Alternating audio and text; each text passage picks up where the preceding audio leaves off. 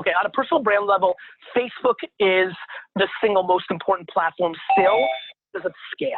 Just true general scale, unless what you want to talk about and what you're about only skews 21 and under, you have to be on Facebook. To me, that's oxygen. And what should they be talking about on Facebook?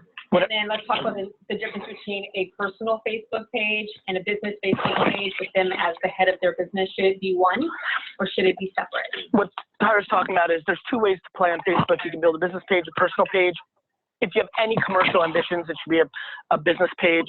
They work different on the algorithm. You'll have different tools. So the answer is, for business purposes, we're here. It's a business page. You should be talking about whatever the hell you want to be talking about. Should you share family stuff or personal stuff on the business page or keep it business? No, I'm a very big believer that people overthink this. I think you can go anywhere with it. I think you're going to look at data and see what happens. Some people resonate on a personal level, others don't. Again, I think this comes down to self-awareness. I also think the type of content you post is self-awareness. There's people here that can write their ass off, but like freeze when there's a camera. You know, I can't put two sentences together, but I can, I can do my thing. When there's a camera, there's audio, there's pictures, there's captioning. You're clever, you're smart. So there's a lot of variables. I think, you know, one thing that I want to make sure all of you understand is that the written word, video, and audio have been the way we've always consumed stuff, and it's the way we will always consume stuff. And so I think one of the things is, right now, the medium is so visual that I think a lot of people here are pressured into thinking it's about the camera world. And I think there's incredible upside in written word and audio. I think everybody at this point understands is a lot bigger than we thought 3 or 4 years ago. Because we talked about it last year and it's blown up. Instagram. You know, so Instagram's the next establishment. It is the establishment. It is the most contemporary and important platform, in my opinion. It's already gotten to the 50 and 60-year-old set, so it's pretty much now at scale, right? There's an awful lot of attention on it. I think that for most people, it's a requirement as well to me. DMing on Instagram is stunningly effective, even to the most powerful people. So that's a little fun fact. I think there's access that's playing out on Instagram. Yeah, I mean, it's an incredibly important product. And how important is it that the photo be aesthetically pleasing in some type of way? I have empathy if you come from the industry you come from. If somebody says that they're building a high fashion brand, I still think that Cartier's best move is to show a little humility and a little like not fanciness. So I think anything that acts human always wins. So for me, I'm less precious about that. But for you and Cartier, if that's 90% of it, I understand that. But I don't think it means anything. When you talk about my Instagram looks like a mess, I don't think a lot of people, I think we overthink the way it looks like as a like a net. I go on Tyra's account and we underthink about what it looks like in screen, which is how we actually consume it. So I've got a different point of view than the market on that. Snapchat, which I don't understand how to use that damn thing. I still don't. I don't know what I'm doing. I'm just trying to record videos the other day for something else, but using their filters. I was like, I have no idea if the whole world is looking at it. Snap is still extremely big, you know, 13 to 28.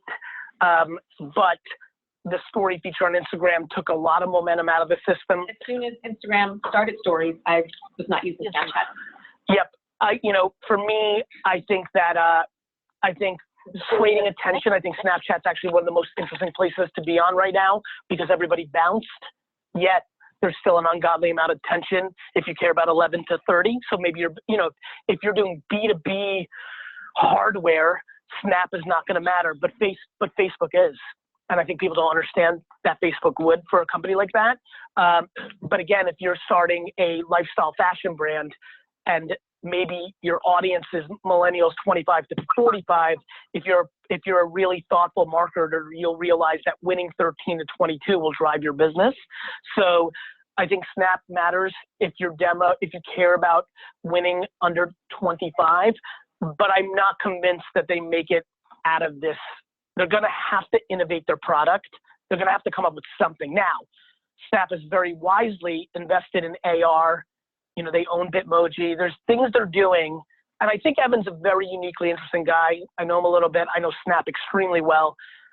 But I think, to me, that is a nice to have versus a requirement.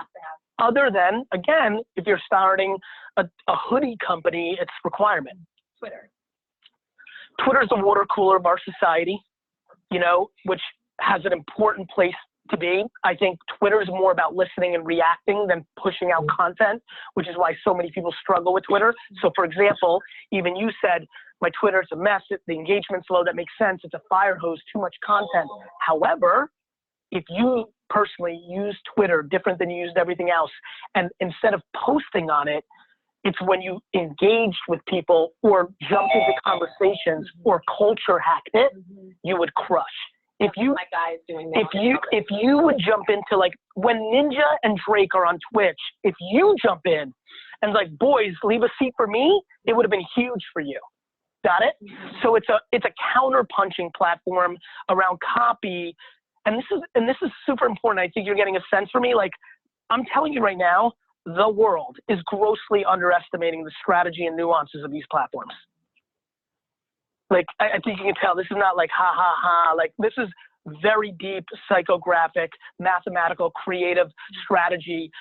Twitter, I think, is remarkably interesting. For example, Wendy's is growing their business flat out on the back of snarky and clever Twitter engagement. And guess what? Twitter engagement doesn't cost you $80,000 for video production. Doesn't cost you, you see where I'm going? So there's a lot of people here who are quite clever, and that might be the platform. And that is actually, you know how it's tough to, like, well, what am I gonna post? What's amazing about Twitter is you don't have to do that. You could just follow the conversations, get involved. Like, there's a meme right now going on based on Do You Hear, right? Like the two, I can already, yeah, right? Like, there's such a place for that, right? There's such a place, you have to be creative. It's creative writing. Like, this is where I think improv writers, comedy writers should live on Twitter, because they have that sensibility. What about Google Plus? It doesn't exist. Like, what is that? What's that thing? You know, it kills me because I have 7 million followers. You have seven people. You have So 7 million fake followers. The way they're fake, because what they did at one point was they used Gmail, and there was something else, Buzz, I'm trying to remember. They completely fabricated the top of the funnel, how much you actually had, predicated on how much we use Google for other things. So it made us all feel good. But I spend no time there, even though there's these. I don't think, I genuinely live my life this way and haven't thought about it for 4 years, let alone been there. And then the obvious one, LinkedIn. LinkedIn's super interesting, because LinkedIn was a utility for, you know, jobs, and it's absolutely evolved into a content platform. LinkedIn's an incredibly thoughtful place for a lot of you. It's a place to do white papers and thoughtful. It's an incredibly interesting B2B place, but it's about producing content. It's about blogging and making videos and posting on LinkedIn, not spamming people and messaging them to, like, get a contract from them. And then, is there anything on the horizon? Like, is there, this is the next, and this, you're smelling it, and that people need to get on it early, because the earlier you get on, you tend to, you know, have a bigger following. So I think of social media more as like content, per se, right? Because that's really where it evolves into. I'm completely obsessed with podcasting. I wouldn't call that. So that was my question. So last year, you kind of went around the room and said, if you're not doing a podcast, I'm paraphrasing, you're an idiot. But it was something like that. And me, hearing that, not as a student, but hearing that, I felt like an idiot. And next year, I'm going to do a version of that. I love it. You said that last year. I was super right about that. And I'm happy about it, because it's really helped a lot of my, you know, all my content's free. My audience watches it. I love the idea of, like, them benefiting. And so many of my audience, because of that rant that I was going on 2 years ago. I mean, voices, get ready. Like, no question, the most exciting thing for me in technology is the voice platform. And blockchain's an unbelievable technology. It's the internet itself. There's so much to talk about. AR is going to be super rad. Machine learning and AI is super interesting. But for me, the reason I'm obsessed with voice and the apps that are going to be built on top of Alexa and Google Home and Apple Pod is that we're about to be affected for real in about 36 months. Like, you are going, I would say, you know, I'm looking around, like, you would have never guessed, I bet you, all of you, looking around, just kind of like gauging ages here, it would have been hard for you to believe how much texting compared to how much phone calling you would be doing. If I sat here 8 years ago and said, I promise you, 96% of your behavior is going to be texting, not calling, you would have had a tough time making that leap. You would have said maybe 50-50. I'm saying it right now. Remember it one day. I can't wait for you to email me. You are going to be blown away by how much voice interaction you're going to do in 7 years. You're not going to type. You're not going to type, which is like crazy, right? Go ahead. Are we going to read? So you think that we're going to hear it, or are we going to be talking? Look, guys, everything goes in a circle, right? Everything goes in a circle. I didn't think I was going to type in my life sitting in high school. I'm going to be an entrepreneur. I'm not going to type. I'm not gonna fucking use type. Why would I type? Then my whole life became type, right? It's all type. It's all, like, now we're all deep into type. We're gonna go back to it because what we care about is lack of friction and speed. And it's going to be faster for you to do something with a voice device always on, everywhere, always, than it is to take out your phone and text your mom. You'd be like, Mom, I'm gonna be late. And it's gonna be done. We're talking about like, so like it's way, way, way, way, way bigger than you think. A lot of me. So my mom, she's living with me now, and she had an Alexa, and I was like, get that thing out my house right now, because I'm just so nervous about everything that I say being recorded. But it's a generational thing. Of course, it's always a generational thing. I'm not going to care. Of course, of course, and eventually we're all going to understand that privacy doesn't exist, which is going to be the best thing for the human race. Just to, on the record, Iris, you caught that?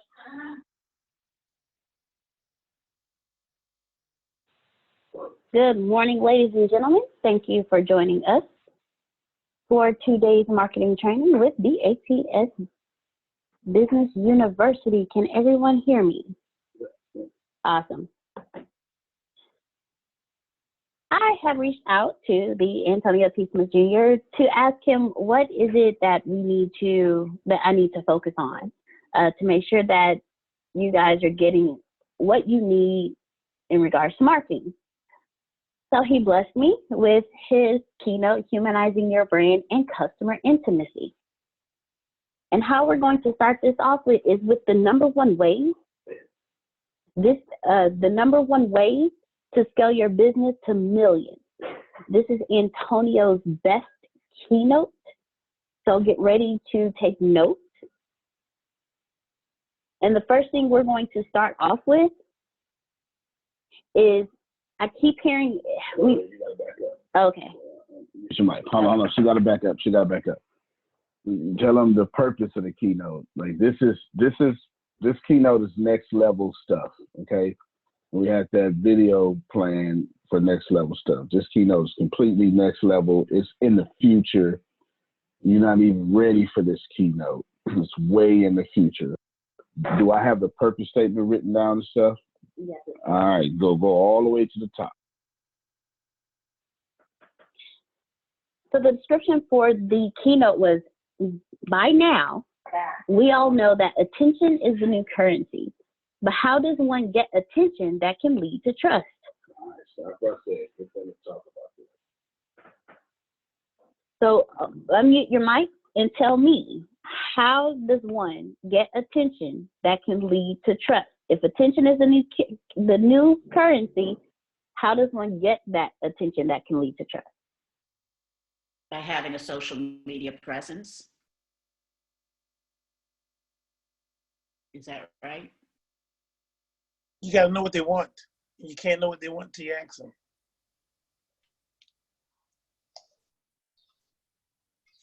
Content that moves them.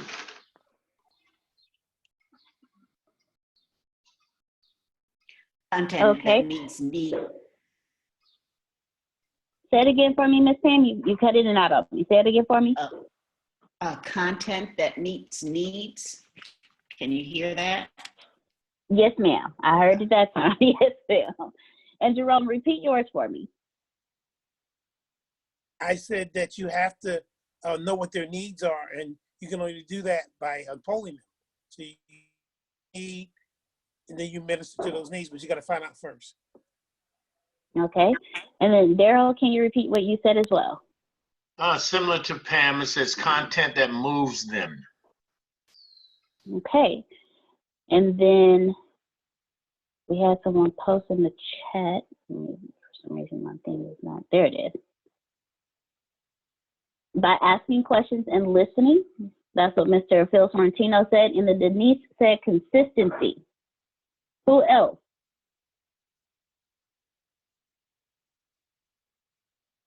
How else do we get attention that can lead to trust?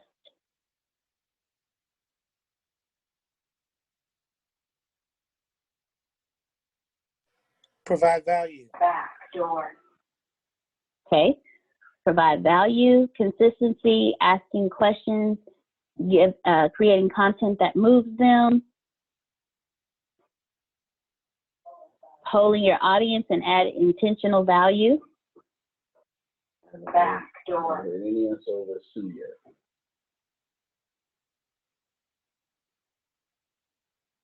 Come on, guys. Antonio has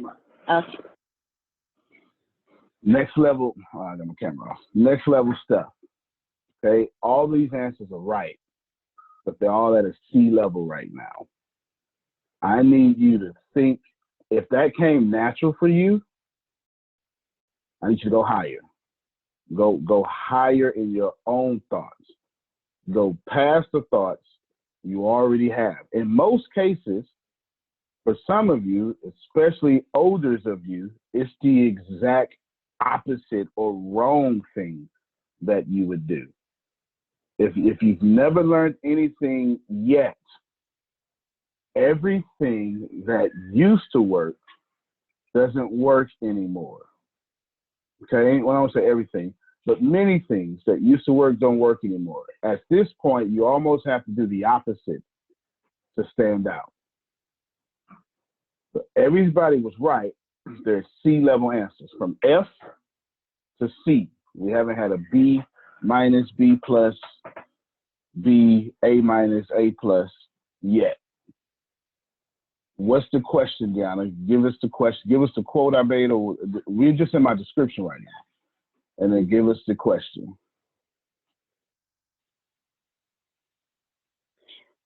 By now, we all know that attention is the new currency. But how does one get attention that can lead to trust so customers will buy from you every time? The question is, how does one get attention that can lead to trust so customers will buy from you every time? All right. So let me steer you all in the right direction. I need someone willing to volunteer with me and have a dialogue with me. You got it. Doesn't matter who. All right, good. I was going to say it. I don't even want to tell you what it's about. Daryl, I want you to give me the top 5 people consuming your attention.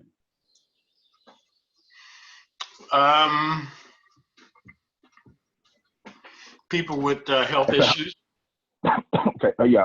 Hold on, real quick. Let me rephrase this question. Well, actually, not rephrase it. You keep going. But let me say, please notice that I did not tell him on social media. Did you see how I did not qualify that? Because life don't work that way no more. Social media isn't a thing. It's a part of life. I don't even have to qualify it no more. Okay? Social media and real life are the same thing, because in real life, you use social media life to escape your real life. Same things, okay? So the question is, I want you to name me the top 5 people or demographics that are just consuming your attention, and you were saying? That would be people with health issues, specifically diabetics, people with high blood pressure, people who want to lose weight by changing their diets, people who want to think better around what they eat. Was that what? 1, 2, 3, 4. People who have a connection to personal development and how they consume food and what's most important. Good stuff. I think that was about 3 of them, and we can keep going, but we won't make you keep going. But I want to show something here. I want all of you to pay attention to my next question. My next question isn't even loaded, but his answer will be very telling. Things that are consuming his attention, very selfish. There's his desires, his wants, his everything. Everybody following that right now? Very selfish. That's what it's supposed to be. He's supposed to know what breaks his heart so he can go fix it. Everybody following that? Good. Daryl, different question. Where do you go to? Or excuse me, to whom do you go to teach you how to reach and dominate and convert in those areas for your business or personal life? The people who are doing it the best. Okay, list me 5 of them. Right, give me 10 of them. Well, there's obviously Grant Cardone and ways. Hey, somebody write this down for me. Grant Cardone, keep going. Gary V. Antonio Smith. Lisa Nichols. Chef Jay. She's Chef Jay. Yeah, she's a nutritionist chef, vegan chef. It would be Chef Ramsay. I'm only repeating so y'all can listen. Go ahead. Motivation, obviously, Les Brown would be one. Jim Rohn. Jim Rohn. Let me see. Who else do I listen to? I listen to a lot of people. Dr. Dispenza. Joe Dispenza. Dr. Joe Dispenza. Think and Grow Rich. Napoleon Hill. Grow Rich. Mm-hmm. As of lately, Carolyn Leaf is a nutritionist who is using science and connecting it with scripture. Those are primarily who I listen to now around those areas. All right, outstanding. Diet I sure appreciate science. you. Say last part. With Caroline Leaf, she's using diet, connecting it with scripture, and science. Outstanding. Now, I want all of you to pay attention what just happened here. Deanna, repeat the 2 sentences that you read.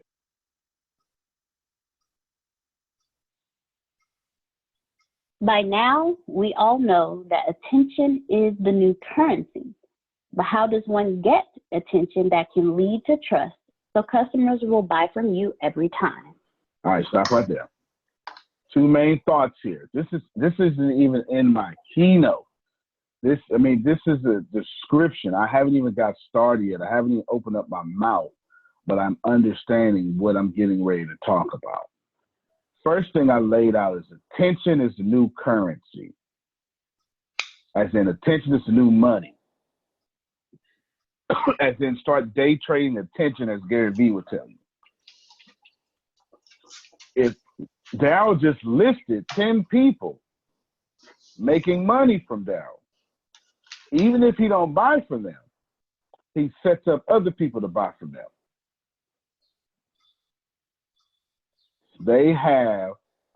These people have Darryl's attention. Why? The answer is why. What do these people have in common? Because they're all very different.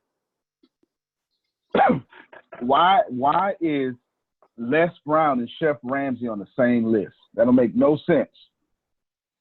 In your understanding, it does not. In mine, it makes perfect sense. Why is Gary Vee the most unprofessional of all of these people, the most professional of all these people? Why is he there? And second, what's going on here? And then what was the second sentence you said, Deanna? Read it again.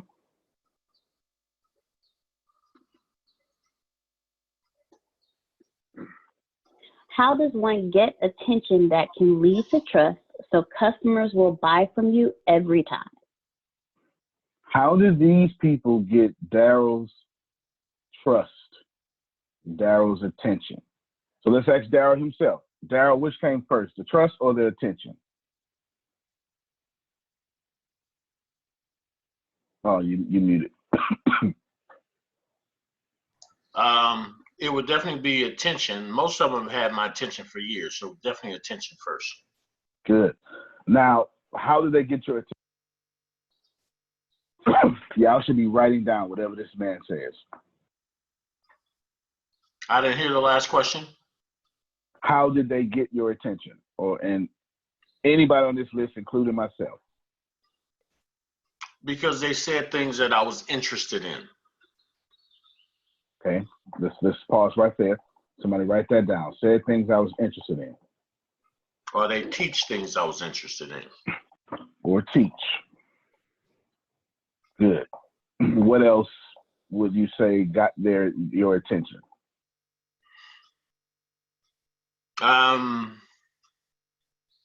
Popularity. All right, popularity.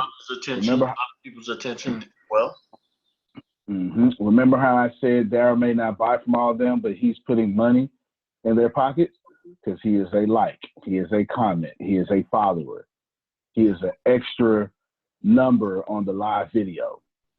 Popularity. He just said it himself. He just sped us up 20 minutes. Okay? Give me one more thing, Daryl, that got your attention.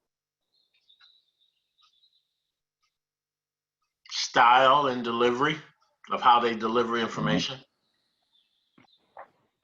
Style and delivery, and of course, inside that style and delivery, we all would understand it's easy to follow, at least for him. Good. Outstanding. Now, let's go back to the list. We put it in chat on purpose. Let's go back to the list. Grant Cardone, Gary Vee, Antonio Smith, Lisa Nichols, Chef Jay, Chef Ramsey, Les Brown, Jim Rohn, Dr. Joe Dispenza, and then Caroline Lee. Someone tells me what these people have in common, and I'm telling you right now, it's a few things, but it's one main thing.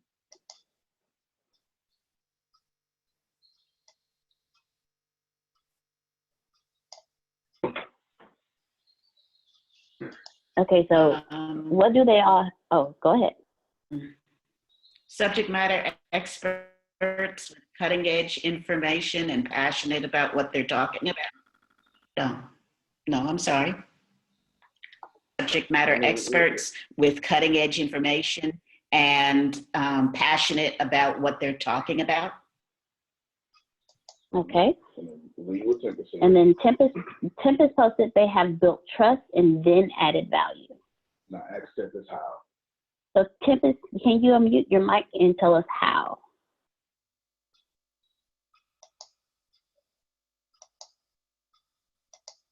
You only, well, I don't want to say you, but people normally only follow people who they trust. And they've shown trust because they've added value in the areas in which they say they are experts in. And time again, I'm speaking for Daryl, but time and time again, when he's went back to these people, they are still who they say they are. They are still adding value in the areas that they say they are experts at, and they have not let him down. So I would say we only follow people who we trust. And if I'm not trusting you, I'm not following you. You don't have my attention. Absolutely. Absolutely. Hold on, y'all. Give me 1 second.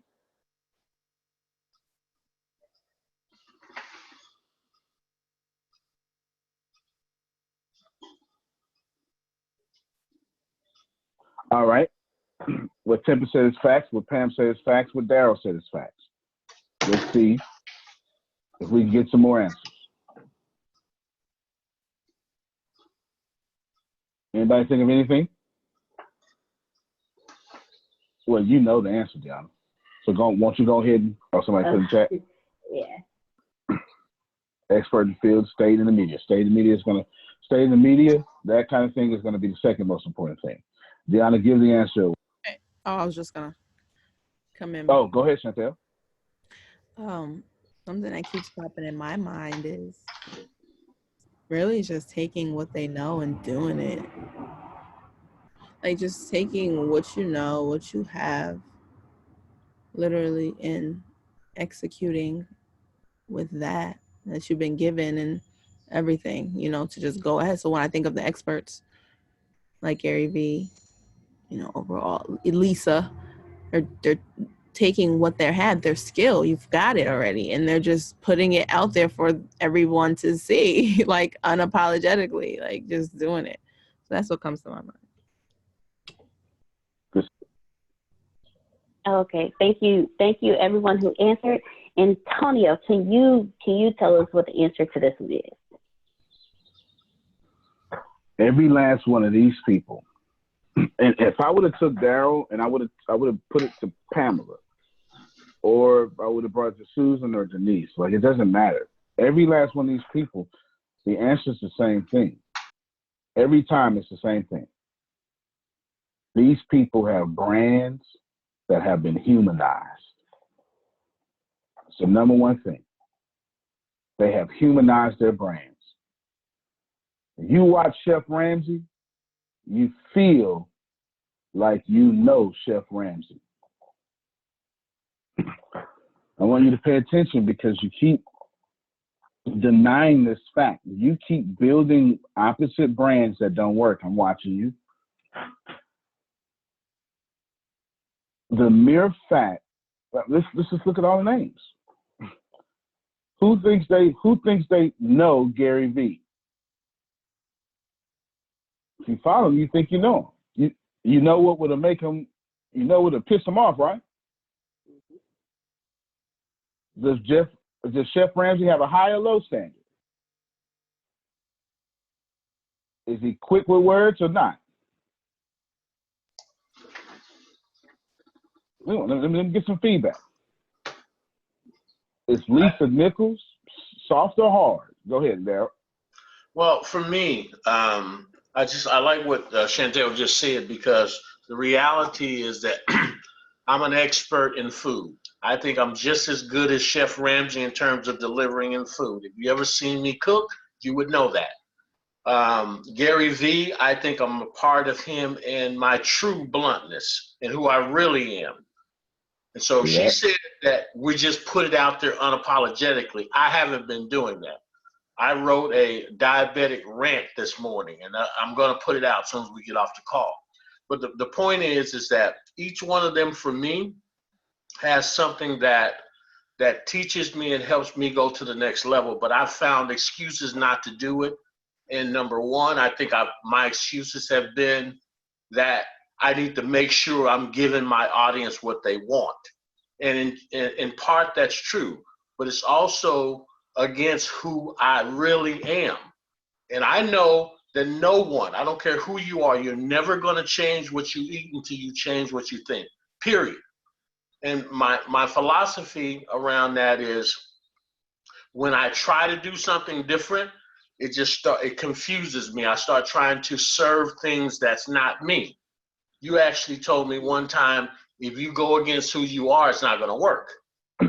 Not going to work. And so each one of those people represent a part of what I know. I'm just not doing it. So I don't really have an excuse at all. I can come up with a lot, but to spend a couple of minutes every day doing and building my brand is necessary. I just haven't done it. Not to the degree that I should be doing it.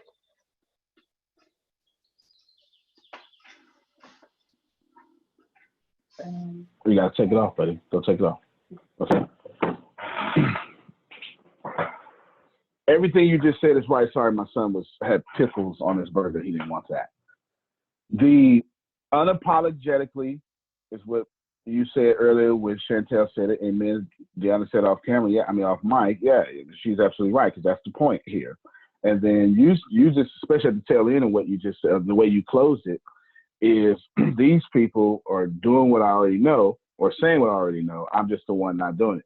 But you can relate to each one of them. And I'm trying to get you to understand this. And Tempest said the same thing too.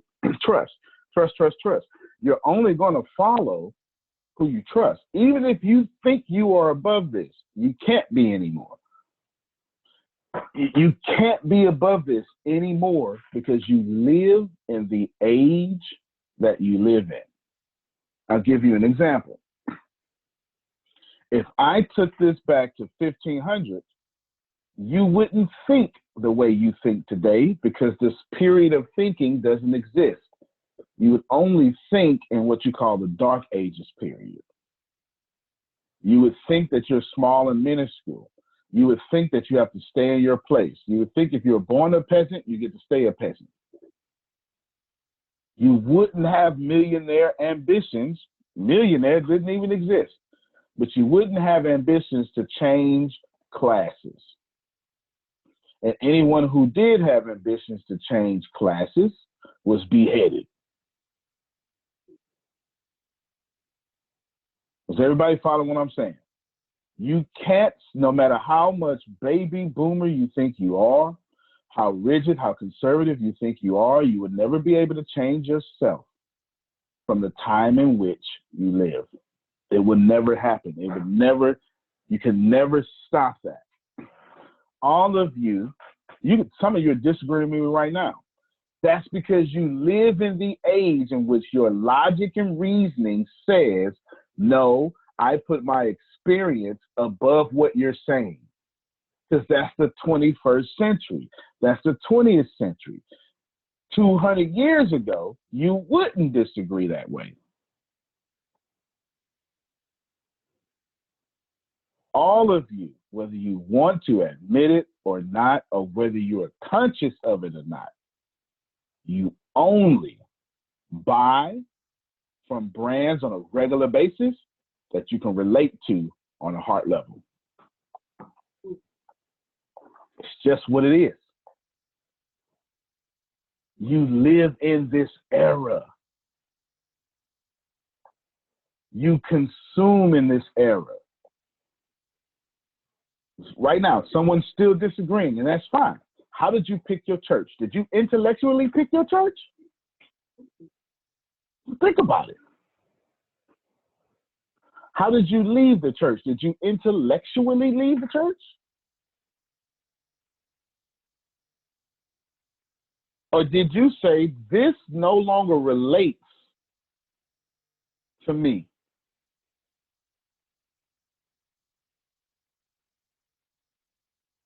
Chip has spent, 6 weeks telling y'all how to make your brand relatable.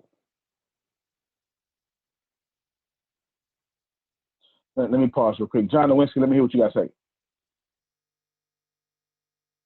About that, I had to find the unmute button. So I just wanted to follow up on that. You know, I've said it many times in many of the calls, what the race to 5,000 is, but it is evolving. And I am building that trust factor. It is resonating with people as they read it, that it says something to them. And I actually got a call the other day from somebody that I've been reaching out to try to build out a website for. And he reached out to me and he said, and that's why he's going with me, is the fact that he sees my posts all the time, and it gives him that comfort feeling for the day. And it's like he knows me and he knows what I stand for, and it's the values that he believes in. And that's what's driving him to go ahead and go with me. And actually had another call last night, same thing. So it may appear that I'm going slow in making things happen, but I am building up that trust and that brand factor. Nothing wrong with that at all. Let me say this clearly for all of you. If you move slow, if you move fast, medium, that's on you. It's still going to work because you're going to have a bunch of people who move slow. You're going to be relatable to those people. If you move fast, you're going to be relatable to those people. If you're intense like me, you're going to be relatable to those people. There is no right or wrong answer. The answer you're missing is that brands that have become human, that's what's consuming your attention. Consider the alternative. Consider Darren has 24 hours a day, and he says, you know what? All of y'all take my attention so I don't have to do anything today that I really want to do that's important. Consider that, because that's the opposite of that. That's the opposite. The opposite is, Daryl's not choosing who can both teach him, be relatable to him. The opposite is, all y'all just take my attention so I don't get nothing accomplished today. Y'all, come on, you don't even answer phone calls without screening them no more. You don't. How many times, you can count on one hand, no more than two, how many times in the last 2 years you picked up your phone without looking at the call ID and you just answered it, vibrating in your pocket. You just hit the headphones, or you just tapped your AirPod or something. Who does that? I really want to know who among you, and it's always somebody that's going to say, yeah, it's me. Who among you just lets your phone vibrate and you just pick it up without looking at it? I know we've all done it because we had groceries in our hands, but I'm saying over 10 times in the last 2 years, who has done that? You don't get that you're saying, is this call relatable for me right now?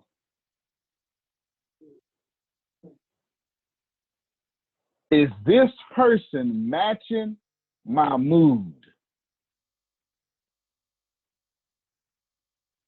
You live in a different era, and until you respect this, your brand is going to suffer. I'm looking at Chantel, brands that have become human. All the brands that you cut for have humanized themselves towards you. A couple of weeks ago, Daryl was saying how Amazon, you just cancel Netflix because Amazon became more relatable and more human to Daryl. To what he said, Netflix, me and you got to break up.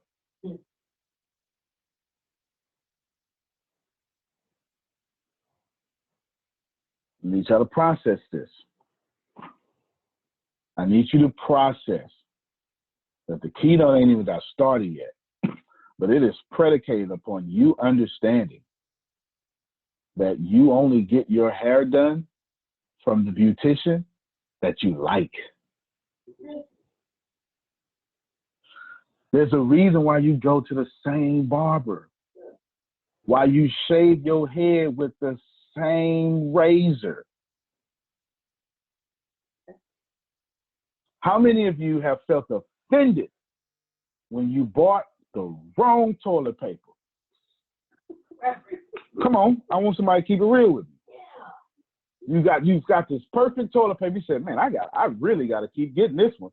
Then you went back to the store and it just wasn't like that last one. Come on now.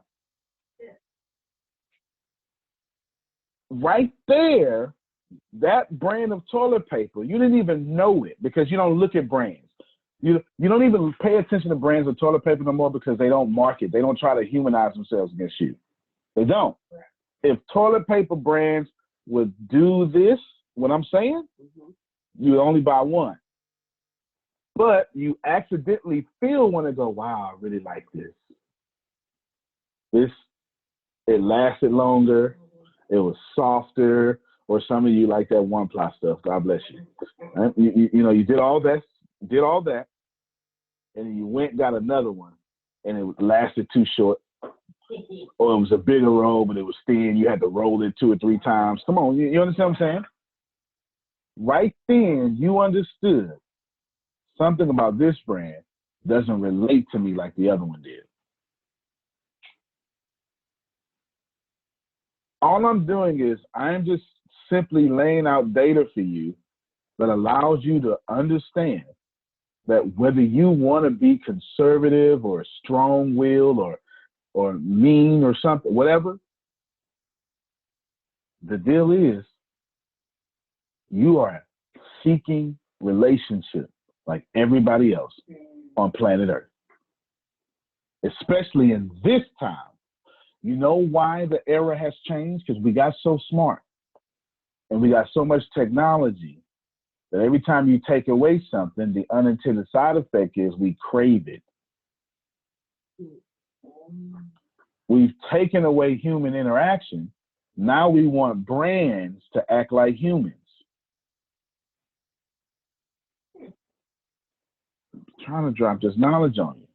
I know some of y'all right now, I can call some of y'all, you don't ever agree. I know who you are. You don't bother me one bit. If I called you right now, you got to give people a hard time just because that's what you do. And then towards the end of the conversation, you say, okay, now I'm impressed. As if I owe you anything. I don't owe you nothing. Please get this here. Nobody on this phone call do I owe you a damn thing. I don't owe you nothing. I don't owe you no money if you think I do. I don't owe you no time. Nothing. Nor do you owe me. But we get along because I ain't got no problem letting you give me a hard time. I don't have no problem letting you call me, text me, message me. However you are in relationship with me, I let you have that. I do. I let you have that. That's why we get along. But I don't owe you nothing. And you most certainly don't owe me nothing. Now I want you to take that and I want you to put it in corporations. These corporate brands don't owe you nothing and you don't owe them nothing. So what makes you buy from some of them? I'll rewind it. Let me piss you off again so you can understand. I don't owe you nothing. Now, by now, you should see I ain't talking about me and you. I'm using a correlation between me and you versus you and them corporations. I'm not on my ego. I'm on my intelligence. I don't owe you nothing. I don't owe you no money. I don't owe you no time. I don't owe you no apology. I don't owe you nothing. Flip it around on you. You don't owe me no money. You don't owe me no time. You ain't had to spend a dime here. Boy, I leave this phone call right now. And you're absolutely correct. Now, why are you here? And why do I want you here? Something's different. Now flip it out of me and you, put it in the corporations. You don't owe them nothing. And if you really real like Tempest, they got their money. I'm gonna spend my money somewhere else. Need to make them more richer. Let me find me a small business out here that really need my money. Somebody with some customer service. You know what I'm saying?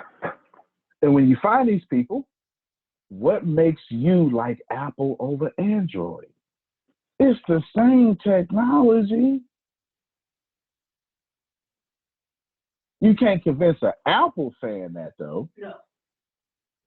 And you can't convince an Android fan that. We gonna swear up and down. This phone is in the Stone Age and this now. We got the same doggone phones. But one relates to Apple, one relates to Android. Are you following me here? What makes people keep going to Robin to do her hair, to do their hair? It's something.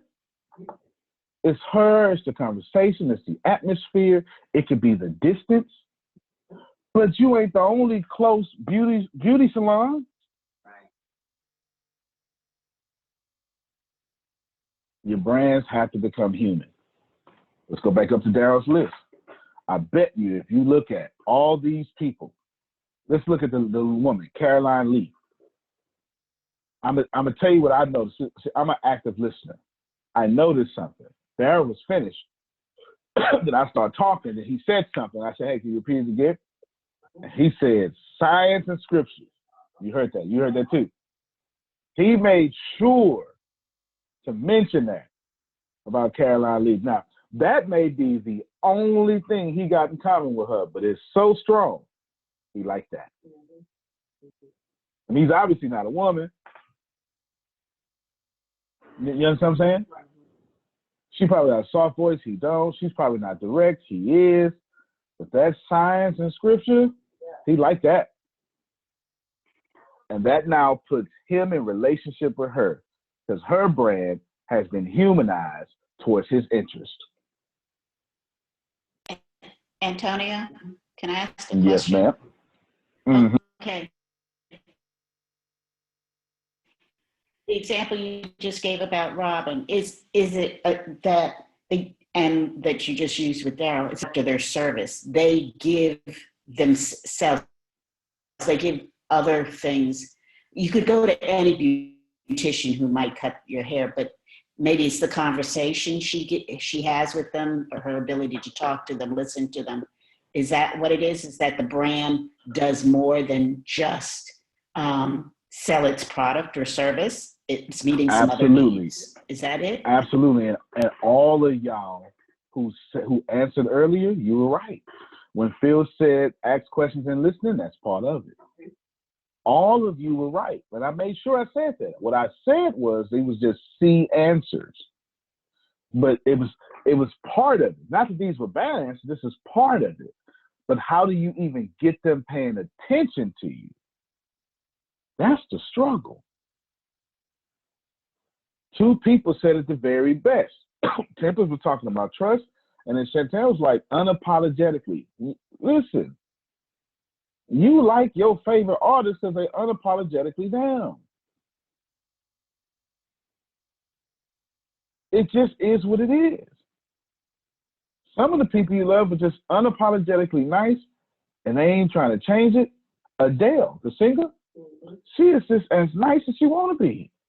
And she constantly gives other superstars props. And she ain't trying to be no little girl. She ain't trying to be skinny. You know how many, first off, there are more plus size women in the planet than not plus size. You know how many regular women can relate to that? You know, think about it. Think about that for a second. Adele isn't just gifted. She has the audacity to be gifted and relatable. Why do you think Denzel Washington still got movies? Okay. Halle Berry in her 50s still got movies. Because men still think they can date Halle Berry. Not for the beauty. She's just so relatable. And we say, man, I sure wish. I'm serious. Mm-hmm. Same with Denzel. Same with Brad Pitt. The superstars have mastered being human.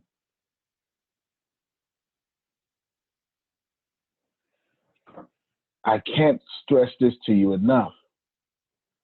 The brands that are more human win. To say, first of all, food is good. I need you to think about that. Deanna, repeat those first two questions. The first two sentences. Repeat one at a time. We all know that attention is the new currency. All right, stop right there. Attention is the new currency. Attention is the new money. But I got to get your attention first.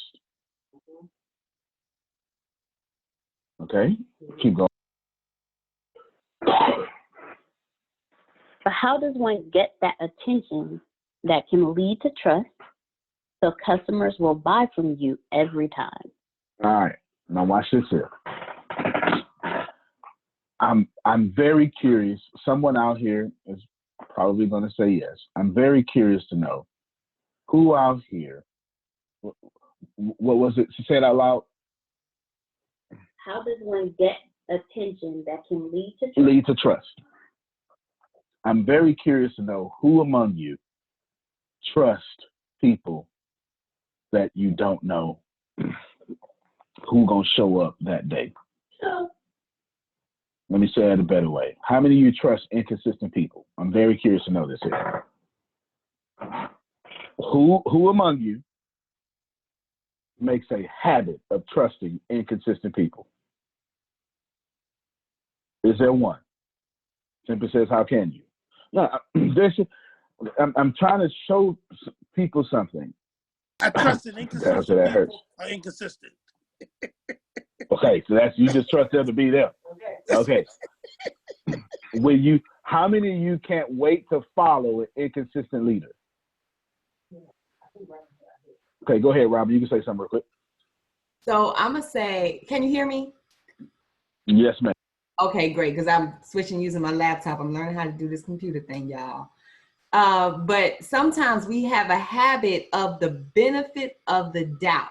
That's what I find myself with, is that I've always tried to give a person the benefit of the doubt. And I'm learning now, like, I got to scratch that out of my whole brain training thing that I've done from a long time ago, because people would tell me growing up, it was, you don't give them the benefit of the doubt. Give them the benefit of the doubt. Give them a second chance. Give them a second chance. That's how many second chances. And also back to the whole biblical Bible teaching is turn the other cheek. You know, how many times you forgive? 77 times. All of that stuff gets tossed in there. So, but I definitely do agree that no, you don't trust. Your first thought is not to trust somebody who's inconsistent. But sometimes you'll find yourself like, how did I wind up in this situation again?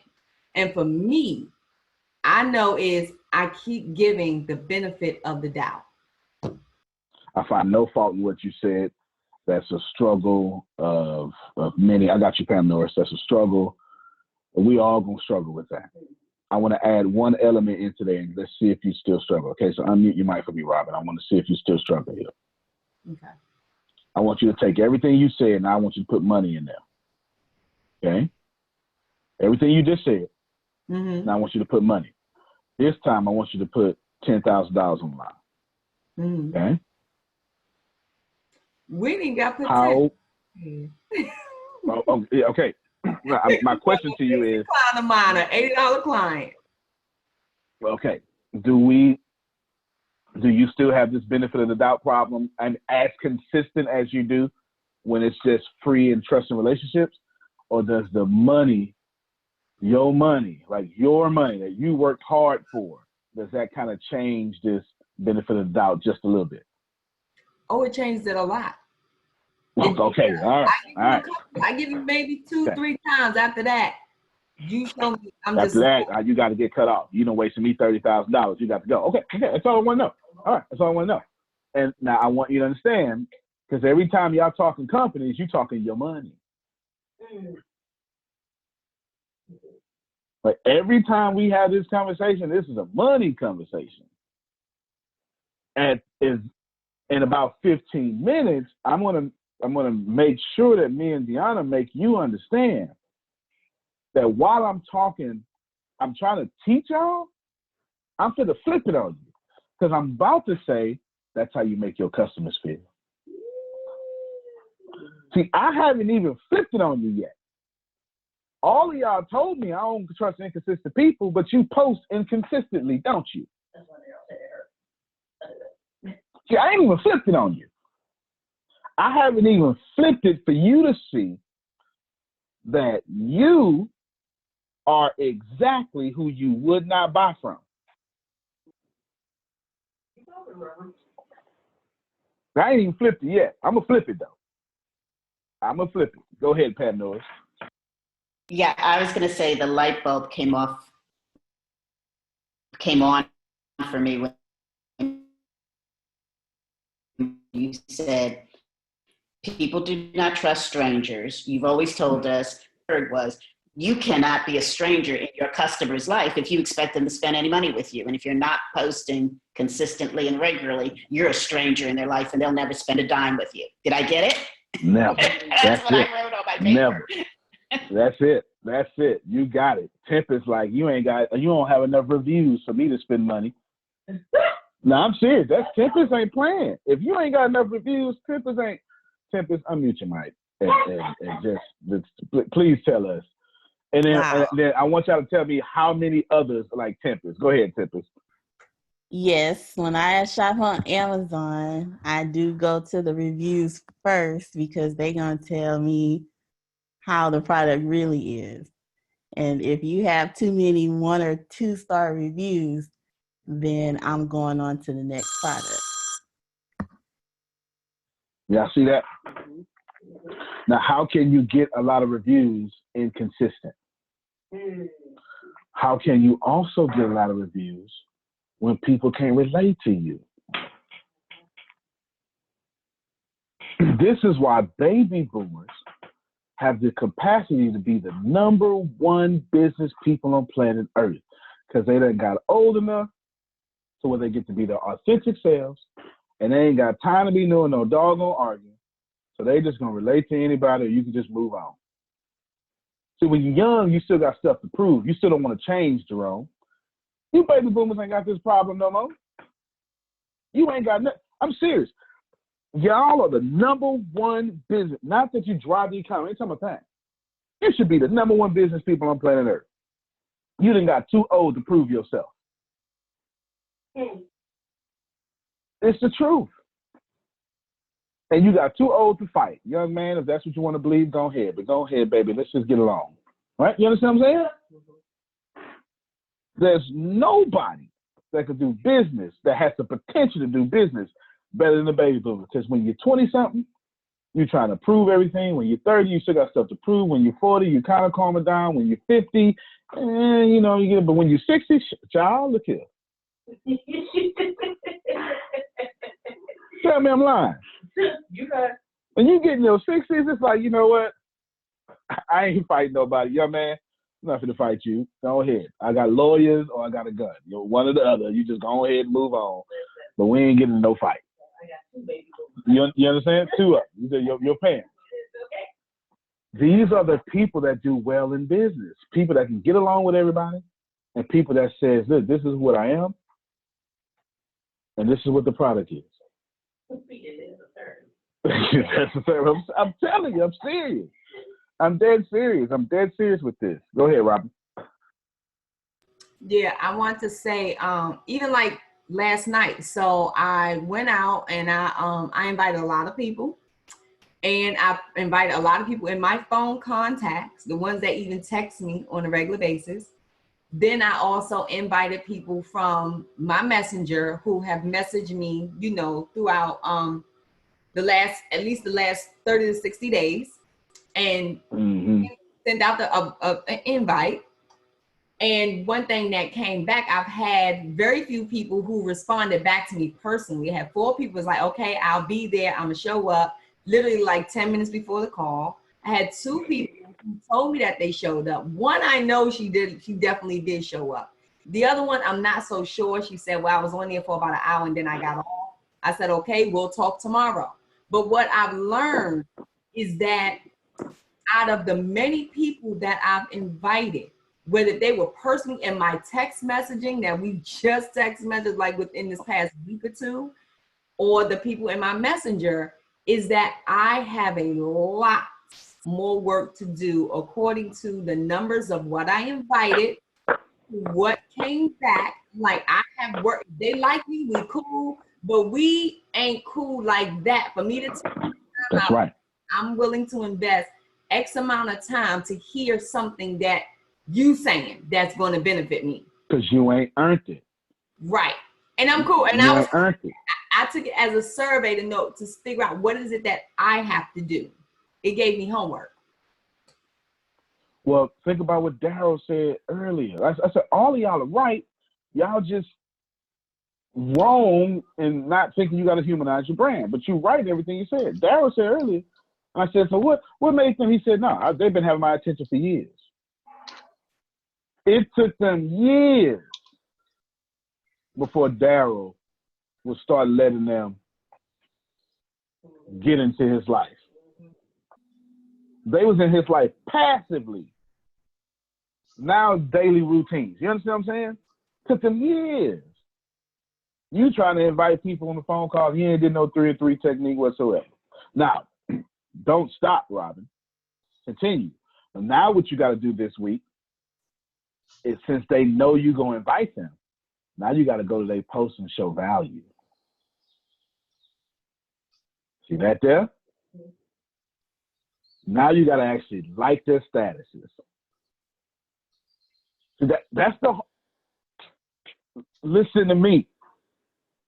When I teach out a 3 and 3 technique, I'm not teaching you a technique. It's concept. But I always say, what creates clients? Conversations create clients. Businesses don't hold conversations. Humans do. Conversations create clients. Now, what Robin has to do is put yourself out your way to go hold conversations with all these people. That's what you have to do. Does everybody understand that? That's the difference. That's the difference between my brand and yours.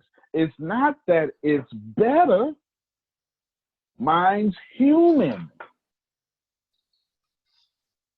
Antonio, Yes, sir. I need to, I got to fall on my sword now. Go ahead. Fall on it. Inconsistent, Jerome. Fall on. I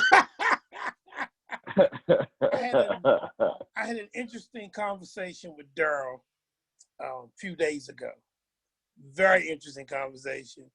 It was powerful. Let me just say it was very powerful. And we talked 3 times. It was about the call last night and about my approach to it. And I love Daryl to death because he was very gentle with me in the beginning. he was gentle with me in the beginning. And then we talked again, and he was a little firmer. And then the third time we talked, he said, Jerome, can I ask you a question? And I said, yeah, Daryl. He said, why are you taking the path of least resistance to reach out to these people? He says, you got the information. He said, and he says, and you're not afraid to talk to people.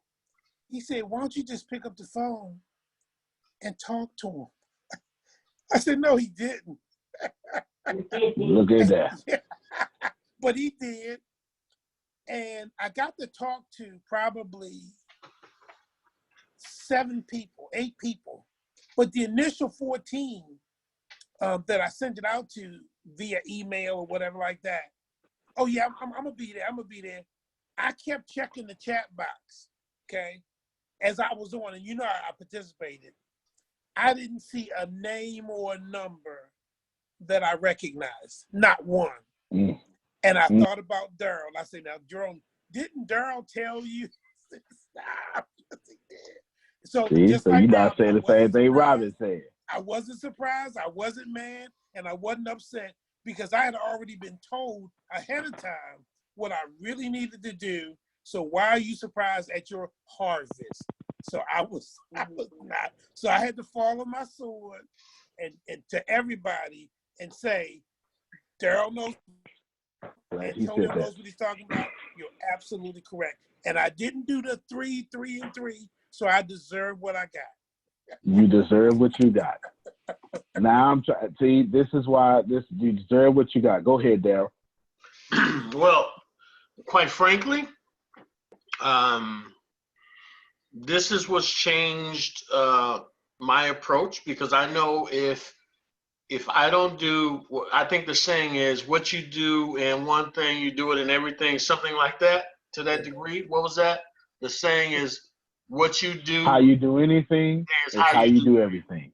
And so, yeah, I mean, as it relates to the network, I understand that I'll call people, I'll motivate people, I'll do all of those things, but I'm very inconsistent with what I'm telling people we do. We show you how to do your business first. And so I said, well, you know, I'm doing this, and so I don't really have time. I don't know. I probably need to put this on hold, but that's really an excuse because I can't promote that if I don't do that. And so I'm saying this out loud in front of everyone. I will be consistent every day with something, and I'll move like you just said, in my baby boomer-is. I'm 57. I'm the last. That's it. So I don't put me at 60 yet. I'm getting there. I'm not there yet. But the reality is I have to do what I have to do. I'm not going to do it like maybe even I should do it, because how I think I should do it is how I should do it. And it's kind of goes what you said. I can't go and pretend like something that I'm not, because that's what makes me not do it. See, I'm like this, man. Eat what you're Y'all supposed heard to. that? Tell the truth about what you're supposed to tell the truth about, but don't tell me to write you a diet and then you're not going to do it. You're not going to do it because you don't think about it. And I know I've been knowing this stuff for years. I've been a chef for over 30 years, and I've been studying nutrition for 10 years. So if I know it and still won't do it because I'm not consistent with my thinking, then I know me giving you a cookbook to go put on the shelf is not going to change anything for you. So now, having that understanding, as well as the understanding is that the people who follow me, who know I'm a chef for years, have been following me through restaurants I've been, they're begging for a cookbook. And so I came up with a plan on how to do that. But the reality is that I have to do what I'm asking people to do in the network. If I want you to come and join ATS Network and learn what you need to do to build your business, you go to my page and see I haven't posted in a week, then that's not good. I mean, I can't, there's nothing that I can do as the president of sales and marketing to justify that. I can't, period. So all the things, a lot of powerful stuff. Go ahead. all the time that we spent on the phone, Jerome, with me nailing you to the cross, you get to nail me to the cross right now. And that's it. I love That's you, it. bro, and I appreciate everything you did for me. Oh, and by the way, Antonio, based on the call last night, fell asleep, woke up this morning at 6 o'clock. I'm on page 9 in the first book with the corrections that need to go into the computer. I am not playing. That's what I'm talking about. That's what I'm talking about. That's what I'm talking about. That's it, man. That's it. That's how you do it. Congratulations. Daryl said 2 things. Well, he said a lot, but he said 2 things worth highlighting. He said when you try to be somebody else, that makes him not want to do it. That's not even procrastination, y'all. Y'all just too real to fake. You just gonna have to accept that. Some of y'all not even procrastinating. You just don't want to put out something that ain't authentically you. And we just got to come around. You just got to admit that to yourself. It's coming off like procrastination. You just too real to be fake. And that's the truth. That's what he said. Man, look, me and PJ damn near the same person. I call PJ right now. She's gonna give me a hard time for no reason at all. Then she's gonna bake me a pie. I'm telling you, right? So that's it. She's gonna give me a hard time. She's gonna bake me a pie. It's gonna be just like that there, and we're gonna have a good time. She gonna make sure. You know why? Because she understands. People like PJ understand. I'm gonna keep you in line, boy. I'm gonna keep you in line. They ain't gonna keep you in line, but I'm gonna keep you in line. You understand what I'm saying? No matter who it is, she gonna always say that. And she should, and that's authentic. Now, why would she get on video being all cuddly? You know what I'm saying? You're gonna get deflated. You're gonna lose. First of all, you're gonna have no power, but you're gonna lose all your motivation. You are. And the second thing that I said, look, I'm showing you how great this company is, but I ain't posting the week. Oof, that hurt. That would hurt there. That would hurt there. That's the equivalent to Bryant being the pastor, but he ain't got no money. I thought God was good, Reverend. Oh, Lord. Why you broke all the time? It's the truth. It's the truth. It is the truth. That's how people's perception is reality. And how they perceive you is facts. Doesn't matter if you like those facts or not. How people perceive you is facts. Now switch it to your brand. How people perceive your brand is facts. And the companies that you like, the people, the motivation speakers you like, you feel like you know them. You feel like they're different. You got to humanize your brand. You have to. It don't work the same no more. In the 70s, y'all ain't have to humanize nothing. 80s, 90s, 2000s, it start changing. Once the internet came out, it started changing because every action has an opposite and equal reaction. Or George Hegel, the founder of what is now called Hegelianism. Yeah, Hegelianism simply means that nothing ever wins. Is you have a thesis and you have an antithesis or an antithesis. The thesis goes for a while. The thesis is just simply this behavior. Slavery's good. Nobody was mad at slavery 400-some years. And then the antithesis showed up. Slavery's not good. Now, did slavery get abolished? No. That's what textbooks say. Did slavery, did either side win? No. You got a synthesis. Once you have a thesis and an antithesis running at the same time, they clash, and you get the new synthesis, which becomes the new thesis, Jim Crow. You went from slavery to no slavery, fine, we'll let them go. But here's this Jim Crow, though. You know this is facts, right? All right. His sharecropping, his Jim Crow. Nobody complained about Jim Crow for a long time, Jerome. And what happened? Civil rights movement. You understand? We can go back. We can go all the way back. You go back to the time of antiquity. You go back. It just always happens that way. Always happens that way. So you're never right. What you live in now is the adverse reaction to what came before you. So what came before you? Droned humans, robot humans, buying whatever they told you to buy. That's what cable TV did. Cable TV set for you, this what you're going to buy, and you better buy it. If you don't believe that, how many of you remember going to Walmart? In fact, it wasn't even Walmart then. It wasn't Super Walmart. This was, let's just say the grocery store. It was always in the grocery store. And at the front counter, you picked up that TV guide. And if you didn't have a TV guide in your house, you would nothing. And don't you act like you was. You would nothing if you ain't have this week's TV guide in there. Well, yeah, Jet too. I'm talking universal though. Jet is just black. With no internet, you didn't know there was no channel listings. If you didn't have this week's TV guide, you would nobody. You can't even have company. Now, I want you to think about that. You didn't have a choice. You didn't have a choice. Then the internet comes out and says, hey, choose all this. And what you're dealing with is the adverse reaction of what just happened. You're dealing with the synthesis. You're dealing with no choice for a long time, nobody complained. And then the internet, which was a fad, said choose, and all the old folks said, I'm going to stay where it is.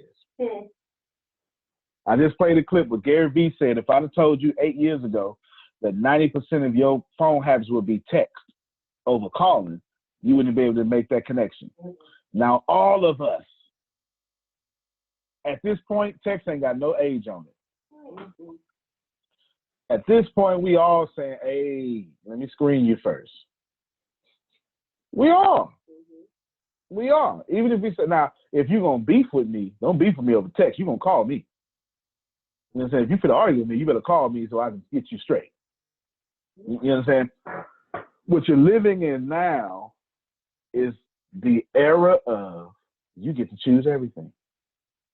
And now that you get to choose everything, here's what happens. You tired as hell. You're tired of choosing. Decision fatigue. Stop coming in my inbox. Stop emailing me. Stop spamming me. Come on. Come on. You get to choose so much. Everybody trying to get your attention now. And that bothers you.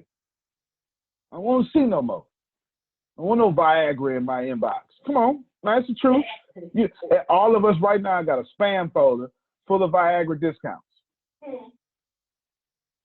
Sears and Cons and TVs and stuff. We all got it. We all got it. and that made you mad. Now that I'm showing you again, the thesis was, take this. I don't want to take this no more. And what came out of that? Internet. Now, internet said, all right, you got some choices. And you went, yay, email. You got mail. Remember, you felt important. Yeah. You got mail. All right, I got an email. I'm good. And then what happened? Nobody complained about email for a long time. The people like me messed it up. So I emailing you every day. Every day. Emailing you with this porn advertisement and this, all that stuff. And viruses. Now you ain't know what to open up no more. Now what happened? I don't know what's going on, but I know I'm sure enough tired of choosing. And what came out of this? The age you're in now. If I had to title it decision fatigue. By 9 o'clock in the morning, you're tired of making decisions. And Antonio, question. Mm-hmm. How do I make my brand more human so that when people are being inundated with everything, I stand out? Because That's right. if I don't get their attention, I'm just like everybody else that's getting them to make a decision too. So how do I? And you're just like everybody else getting on their nerves. Exactly. Yeah, you ain't just trying to get their attention. You're getting on their last nerves, Jerome. That's the deal. You scroll down your time. Y'all ain't reading your time. We got so much information. You don't read no more. We skim. And stop acting so holy. Everybody on planet Earth skims. It don't matter if you're 73. You skim. True. You skim now because it's too much. Yeah. And they just skimming past you. So the answer to your question is, Jerome, was what Tempest said earlier. You need to add value. This is what, and what also, the first thing these people have is to humanize the brand. Then Deanna said something, I said, that's the second one, but I didn't let y'all know what she said. They give it away for free. You can see the Chef Ramsay show, can't you? You can go on YouTube and see some highlights, can't you? Now, this is how you do it. Now that I know that you fit to sell me, you need to do the opposite and don't sell me. Give you a point. Me and Daryl talked yesterday before the call. Say, hey, man, how you think about doing the call? He had 3 options. So all 3 of these options are good. We have pros and cons. Ultimately, we decided not to push no offer on that call. You know why, Daryl? You know why, Jerome? Everybody doing it. Mm-hmm. And we ain't want to ruin the quality of the call. We just added value. Best move to make. Just added value. Now think about that. PJ say, good decision. Think about that. That's the only people, 2-hour training, you can come through, get help, and you can go on hide in the background. Everybody else trying to sell you. Mm-hmm. Everybody else trying to sell you. All we doing is adding value. You add enough value to people, they will force you to let them be your customer. I'm serious. They will say, no. In fact, to bring up PJ again, because she's crazy. PJ came to me one time to negotiate. Hey, you gonna take this? Yes, ma'am. Yes, ma'am, I am. But you said this. Yes, ma'am. Yes, ma'am, I did. Let's just settle there. All right, then. Hey, that's the real conversation with me, me and PJ. It's a real conversation. Yes, ma'am. If you add enough value, people are coming to you like, this was going to happen. Yes, ma'am. Yes, ma'am. That's what's going to happen. I'm going to be your customer. Yes, ma'am. You're going to be. All right. We're going to get out of here, boy. I'm serious. I'm serious. We're going to get out of here now. Go get out of here. Love you. Go get out of here. You understand what I'm saying? Because you added value. You humanized your brand. You don't have to try to sell, and then you will sell. And you can also just sell. But if you added value all the time when you sell, it ain't wrong at all. I've established a relationship with you. I'll make it more. Look, I ain't bothering you, PJ.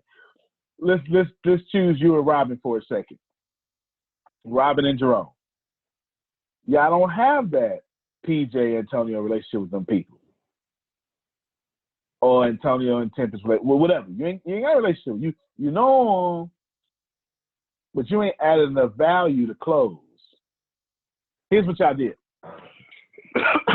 Here's what you did. You said, Jeffrey, I know you're busy and everybody's in your inbox selling you. I tell you what, won't you trust me enough to be on this call so I can waste your time? Thank you. Love you.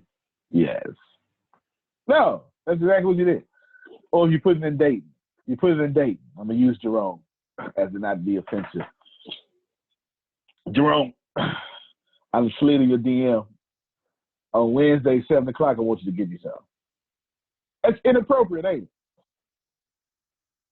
But that's what you did. That's exactly what, if we turn your business approach to a dating approach, that's what you did. You understand what I'm saying? That's exactly what you did. I know we barely know each other, but I'm asking you to meet me in the room for 2 hours. Oh, how is that not? That's the same thing. It's the same thing, and that's inappropriate. Tippers calls it the guy at the gas station. We talked about that this morning. So now I'm gonna use you now, Robin. I done rolled up on you at the gas. Hey, little mama. Hey. I see you pumping your gas. Hey, Wednesday, 7 o'clock. I want you to meet me at this number. I'm going to text you the information. Give me your number real quick. How creepy is that? Okay, you get it? That's creepy. That's real creepy. It's creepy, And that's but how. I'm open. I'm so You so open. open. You be like, oh my God. So creepy, then You're yeah, such an but earth child. then, but I'm weird like that, so it's okay. I'm really weird like that. You such an earth child. I get For them that. 70s stoners. I get it. You get it though. Yeah. She's so free. Hey, Robbie, you wanna hitchhike to San Francisco? Oh, I'm in, dude. I'm so in, right? Yeah, she's weird. But for the rest of us that ain't hitchhiking with no stranger across America, okay, it's guy at the gas station. You get it? That's perfect. I don't know why Tiffany calls it that, but that is what she calls it. Humanize your brand. All right, let's shift right here now to the next part.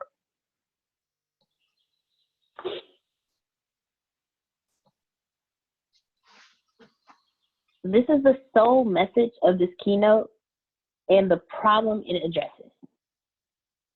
So Antonio discusses how to discover what your audience actually wants, how to give it to them every time, and get them to trust your company's brand to activate their purchase power.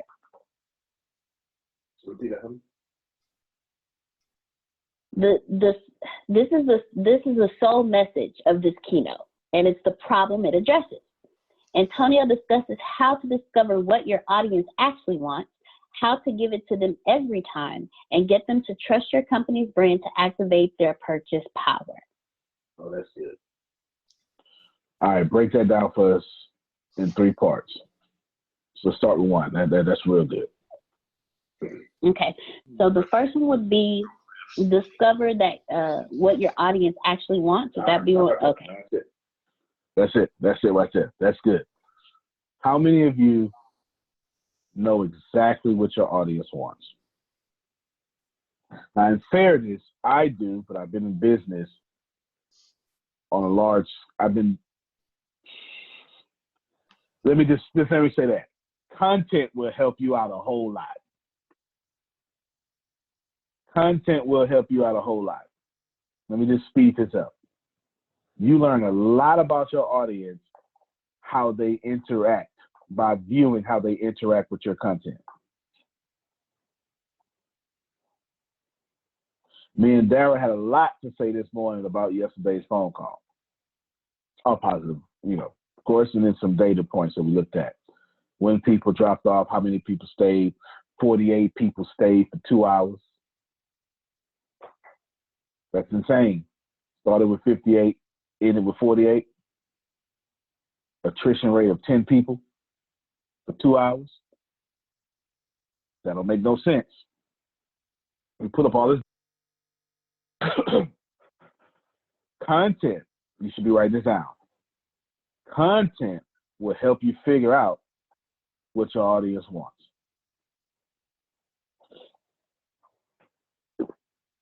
In this keynote, you got to memorize. The first thing I say is poll your audience. Y'all heard this. The reason why I say poll your audience is because content is going to make sure you know what they want. But what if you got to go to the studio and pay for stuff to produce content? You don't want to waste money. You don't want to take the shotgun approach and throw stuff out there and waste $10,000 on videos to know that your audience didn't want that at all.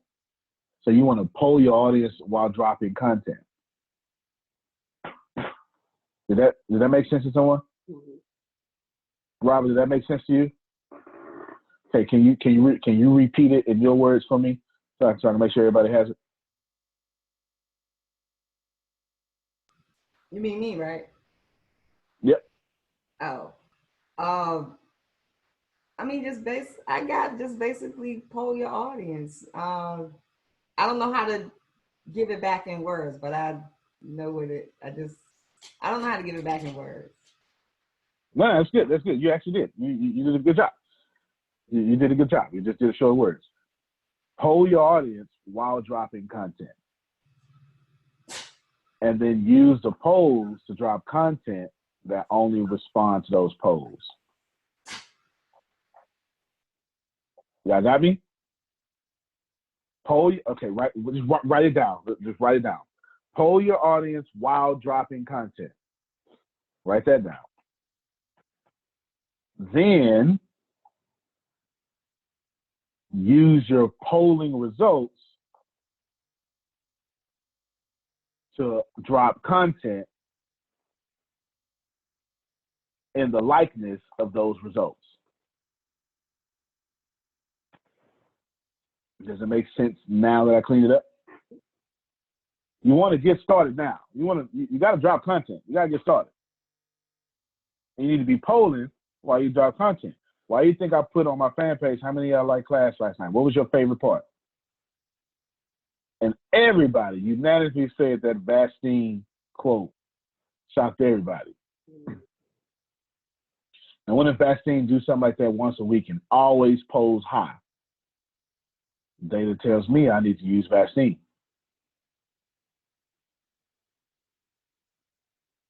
Did y'all see that? Mm-hmm. There's nothing emotional about this. It's like buying real estate. I just want the numbers to work. I ain't worried about how this kitchen look. Do the numbers work? When somebody's gonna buy the house, regardless of how the kitchen looks. Just because I wouldn't stay here don't mean anybody could buy this house. It's the same thing. You want to make sure that you are taking an objective approach to your content. How do you take an objective approach to your content? Your market is right, not you.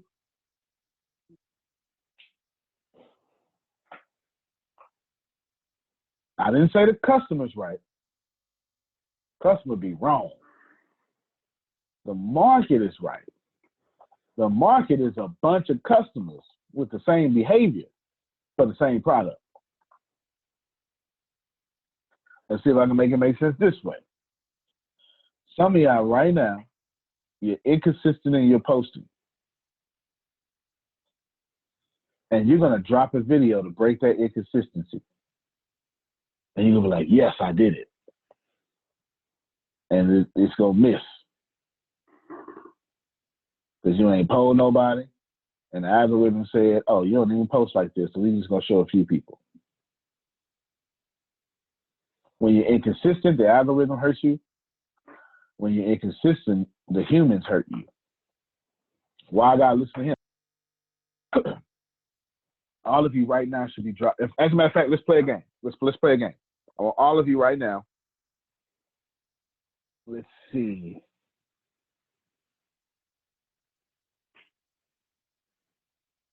I want all of you right now to post on your Facebook pages or any favorite social media right now. Who has been watching the NBA playoffs? Just post that. That's it. Just post that. Just right now, we'll take a little break.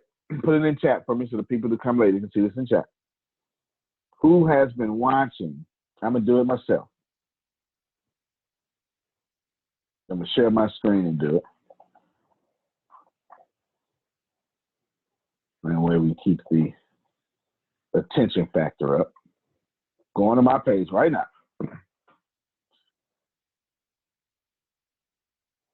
You should be on your social media. I'm not asking you to do something I don't want to do myself. Who has been watching the NBA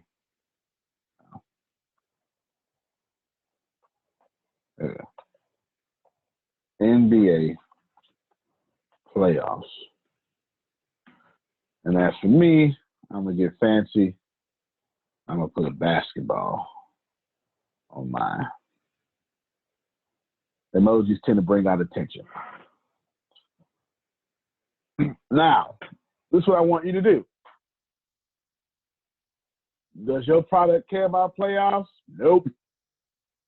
None of y'all in here as a gym or anything. Watch how we use this. You're going to see if anybody in your timeline has been watching the playoffs. If one person answers yes, you're going to do a video that has something to do with basketball that evolves around your content. I'm being general. I'll explain here in a little bit. Don't worry. I'll explain here in a little bit. Now, this is what you're going to do. If they say, no, I ain't watching it, you're going to do a video that centers around not watching basketball. I just did two things. Y'all missed it. For one, the poll results don't matter. It ain't about your bias. If they say no, you got a video for it. They say yes, you got a video for it. Now, it's going to work like this here. In fact, 1 second. I will show you in real speed right now. So I'm going to go back to my page. Let's see, share my screen. If y'all want to know how to poll your audience, okay, and then use the poll, here's what I posted. Well, let me refresh it.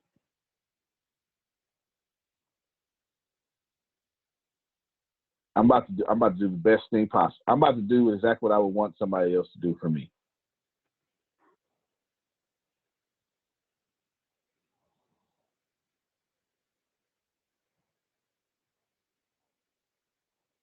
All right, here we go. Who's been watching NBA playoffs? No results. But guess what this was, Robin?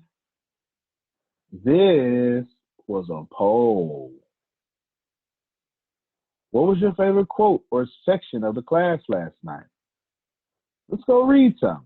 Vaccine, vaccine, vaccine, vaccine, all vaccine. Y'all ready? Y'all ready for this? I want everybody to pay attention. I got enough data to know this here. Can you still see me on camera? You still see me? Mm-hmm. Actually, hold on, let me do it this way. There you go. You can still see me on camera well now. Okay, good.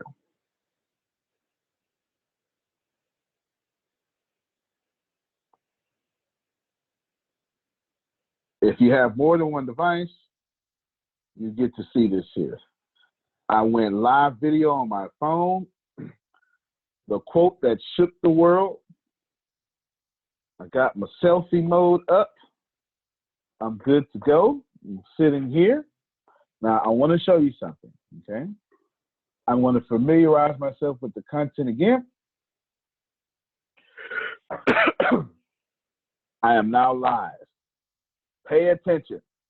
Hey, ladies and gentlemen, Antonio T. Smith Jr. here. I'm live in the office studio, and I've got some people in front of me, and I'm just talking to you as well. Now, here's what I want to do. This is very interesting. Last night, we had a class, and it was amazing. It was 2 hours. It was a record number of people on the class, a record number. As a matter of fact, we went over 100% of what we're accustomed to doing, so this is pretty cool there. And there's something pretty cool that I want to bring out to you right now, okay? Someone said a quote last night about bread. This is the quote that shook the world. I want you to pay attention to this here. This man said, Gandhi, good day, Mary Stella. Gandhi says some people in the world are so hungry that God can only show up for them as bread. I'm going to repeat that again. The quote that rocked the class last night was Gandhi said some people are so hungry that God can only show up to them in the form of bread. And then he talked for a little bit, then he said this here. Ladies and gentlemen, we have reduced God to the God of bread only. And that's what I want to encourage you today. I don't know if you believe in God or not, but let me tell you, you need to stop reducing your faith to the thing that hurts you the most. Listen to the quote. Some people are so hungry that all they want is bread. They're hurting for bread. And now the only thing that they get is more of what keeps hurting them. They don't get the solution, they get carbs. They turn God of solution to God of carbs. I encourage you in this short video. You've shown up here because you're supposed to be here. I encourage you, do not reduce the power in your life down to the fears that control it. My name is Antonio T. Smith Jr. You can plant better. You can dominate. Now, I just used the poll. I'm going to save the video. I'm going to put it on LinkedIn too. The poll not only showed me what my audience liked, powerful quotes, the poll gave me content.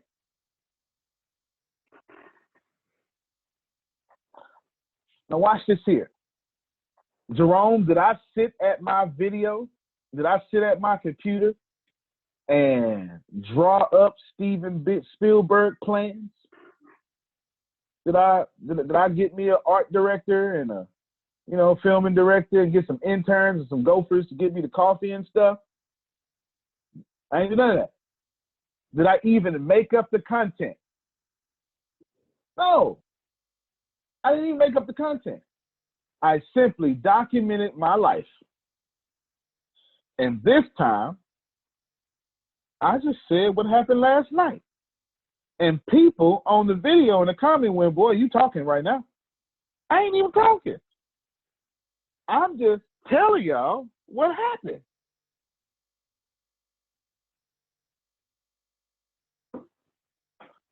Not only did I make the brand human and relatable, I made it quick, human, and relatable. This happened last night. Then I created the fear of missing out. Y'all missed it. I'm so sorry, but here's what happened. Fear of missing out, FOMO. Not only that, here's this content to keep my page active. Now, let me unmute you. Somebody unmute you might. One or two people, don't matter how many people. Someone please tell me, can you do what I just did? Or tell me that you can't. Hey, Antonio. Hey, Chantel. Yeah, I can do that. Chantel says she can do that. Can you post one poll a day, Chantel? Yeah. And then can you get the data, even if it's one person that said something, can you get the data? and then make a piece of content from that poll. Yes. Basically, you telling me you just found a new way to drop content. Yes. Did y'all hear that? Now, Chantel, is it safe to say, she laughed at that, is it safe to say the content you'll be dropping would follow whatever the results of the poll is? Yeah. A little, yeah. Yeah, just a little bit, right? Now, is it also safe to say that you only talking about what your audience wants you to be talking about? Yes. There it is. Thank you, Chantel, for participating. I sure appreciate you. Mm-hmm. Did y'all catch that? I ain't deviating. Hey, Antonio, I'm only giving them. Yeah, go ahead. No, go ahead, Chantel. When you're right there at that point, you got to be ready for what's coming. You got to be ready for that feedback, that interaction, those people reaching out to you, because I have gotten there different times, and I'm like, snap, struck, and I'm all amazed at accomplishing this one goal. And the next goal, but I didn't want to say it too much in the form of a question, more of a statement that you've got to be ready for what's coming, because I know what you're saying. Yeah, no, you're absolutely right. And check this out. Not only are you right, it's something I've been saying for a while, that success will reveal your failures. Wow. The moment you get successful, you start getting that feedback, you're going to find out the holes in your organization. You're going to have to adjust, just like Chantel said. Yes. Yes. Now, thank you very much, Chantel. I want y'all to pay attention. I just looked into Facebook. Right now, Facebook, in fact, I'm going to share my screen. This is crazy. This don't even make no sense. This makes absolutely no sense. Look at this. Facebook is already telling me that this post is performing 95% better than my other posts. Look at that. Look at it.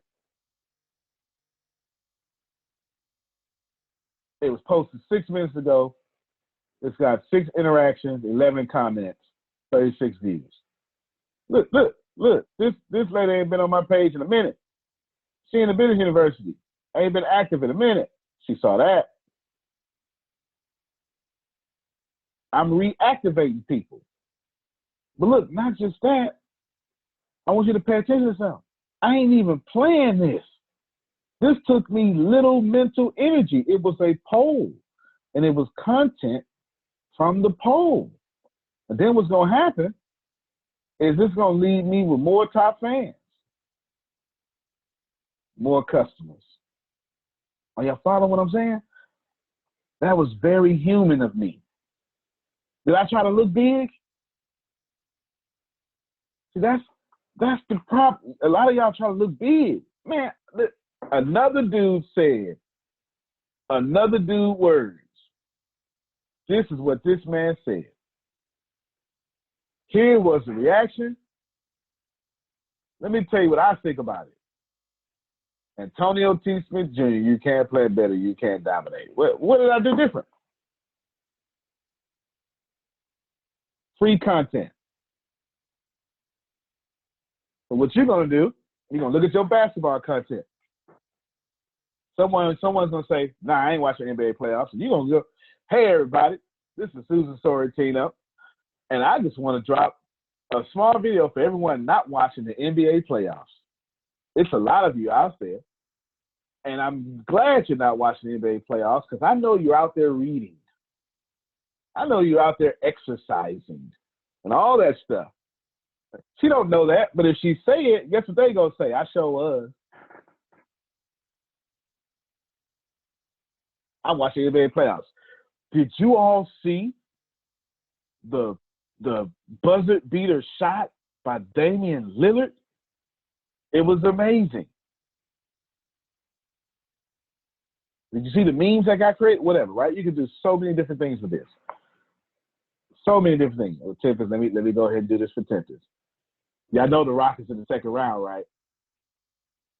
Come on, Rockets. Go, Rockets, go. Go, go, go, go, go.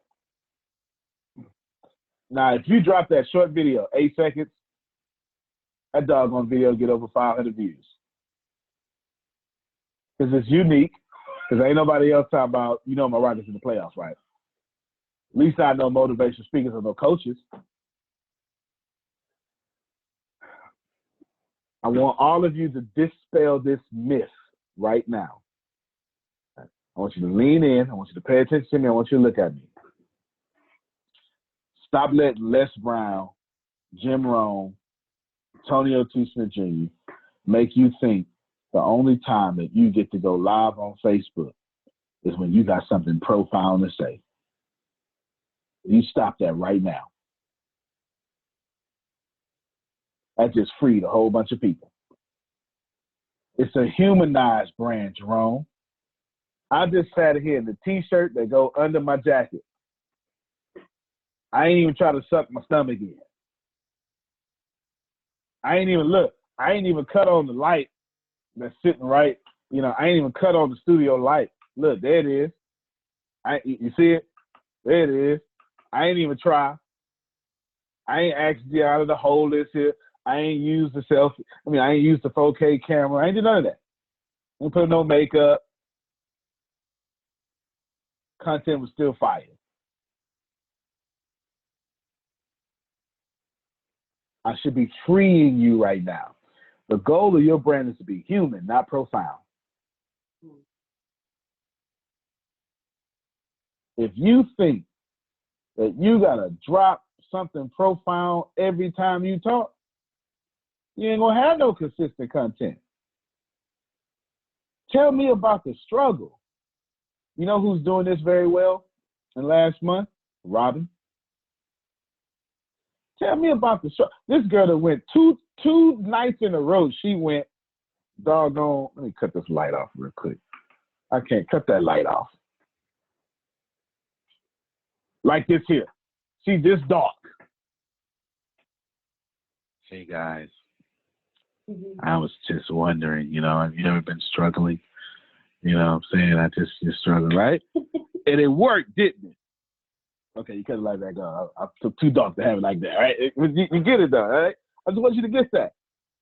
You just ain't gotta listen. You ain't gotta be perfect. You gotta put out content. I'm telling you, if you haven't seen Robin's video, I'm telling you, what else I don't know where she laying at. But all you can see is her teeth and her eyes. And she talking real deep. Real deep. She did it twice, 2 nights in a row. And people responded. Ain't nobody say, put on some makeup. Nobody went in the comments and went, you need to cut on some lights. Nobody. They sat there and listened to this dark video and consumed her content.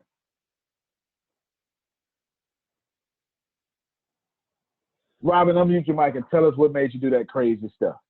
I want you to be crazy so you can inspire other people to be crazy. Sure. So I'll be transparent here. What happened was I had something that happened between me and a friend where this friend called me up and she said, Robin, I don't want to be your friend anymore, which was odd. So after, long story short, we go through the conversation. It was that Sunday night. It was storming outside. I was in my tiny home. My tiny home was shaking, and it was like 2 or 3 o'clock in the morning. Toby, why you? Everybody, I think the dog's want to be in the conversation. So that's all right.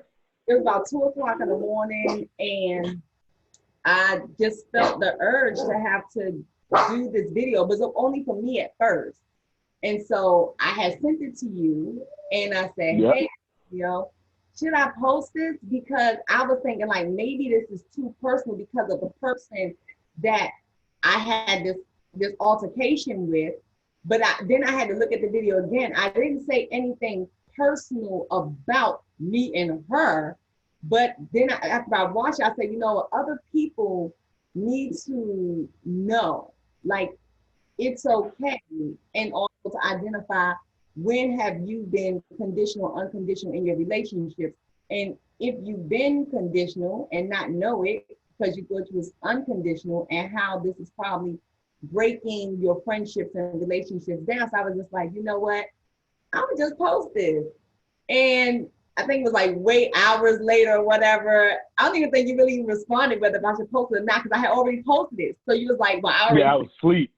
I didn't respond to you until I woke up like 6 hours later. Right. Yeah. And I had already posted it. And then I watched it again. I probably watched like 6 or 7 times after that.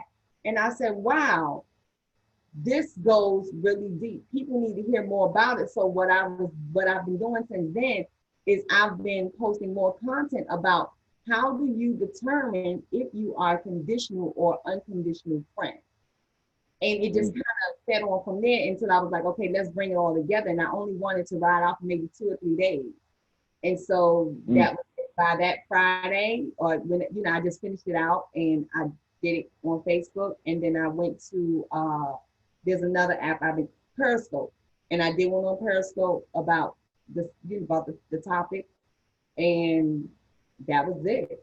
But that's where that came from. It came from a situation that just had happened. And I felt like I had to get it off. And I just did the video, and then I was like, let me sit up just in case. But yeah, that's it was raw. It was from my heart. It was raw, and I hurt that night. I hurt it so bad that night, and it hurt real bad for me to just purge out like that in that way. But yeah, no doubt. So we are definitely sorry for your hurt, but your fans ate it up. Your fans ate it up. They did. I watched it. Did y'all hear? She hurt. She put her pain out there. She didn't just do it in dark. She couldn't stand the light. She was in a dark place. And she put it out there, and anybody else vibrating at a dark place loved that video. Or anyone remembered, I ain't too far from a dark place if I keep on waking up. That's powerful. Think about that. I'm gonna show you something. Refresh my page. Here's my page. I don't know what's gonna happen. I don't know if the inbox gonna go off. It don't matter. You get to see. There it is. Refreshing it. Scroll down. Wait for the process to kick in. Share the screen. We're just gonna check on the post we just did. That's all. That's all we're gonna do. Quote that shook the world. All right. It's got more now. It was at 37 views when I told y'all, right? 94. From 37 to 94. Now you got way more comments. Look, my man here was like, man, oh yeah, that's deep. This is a preacher. I'm taking that one. I ain't mad at you. Me too. She worships. And look, all these folks. All these things. Now, thank you for that word I received. I don't even know this lady. She done got help though. I have no idea who this lady is. I don't even know if she liked. I don't even know if she liked the page or not. I don't even know. I'm not even sure. I'm not even sure. I have no idea. Never. This is the first time I ever seen it in my life. Now I want you to pay attention to this. I'm gonna do a couple of things. When the class is over, I'm gonna respond to every last one of these people. Y'all should go and write that down. I'm gonna respond. As a matter of fact, I'm gonna do it right now while you're looking. Hey, it surely is. Thanks for stopping by. Superstar, I know her. Boom. Michelle. Look, speak her language. Child. That was powerful. Now, is that professional? Nope. Does it say I'm talking directly to her? Absolutely. Go back to class. You go back. Uh-oh. Touching all sorts of stuff. You go back to class, big head. Boom. Sure did. Michelle, yes, Lord. praise them. Some people, yeah, that was it, man. Very powerful. Don't know who she is. Watch what I do. Hey, Bernice. I'm going to tag her. I am so glad to meet your acquaintance. That's right. Acquaintance. Thank you very much for being here. And I am so glad that you, I'm going to copy her behavior, receive. She put all caps, I'm putting all caps. Receive, well, I hate to spell it wrong like she did, but anyway, I'm going to do that. I'm going to spell it wrong. That you receive your word. Your word, actually, let's see lowercase. So your word today. Keep stopping by. I appreciate your presence. Why her message so long? Because I don't know who she is. She needs to be a new customer. Yvette, wow. Boom. Smiley face. Stop it. I'm going to just laugh at that. I ain't got nothing to do with it. My man, right back at you. Yes, yes. Watch this here. Yes. Yes. And I'm gonna put in my Lisa Nichols voice, because I'm not sure if she's quoting Lisa Nichols, but she always say that. If she is, she'll get it. I already responded to him. Worship well today. You are awesome. Everybody got a unique comment. You understand? I did a few things here. I told the algorithm this post is hot. Keep it going. Keep showing it to people. Keep showing it to people. But I showed all these people I'm human. I felt the energy. I'm gonna try it again. Lean in for an understanding. The most important thing is I humanize my brand. I showed these people, if you comment over here, you will be recognized individually. This ain't no regular page. If you come over here, Daryl, I'ma appreciate your attention by giving you the same attention.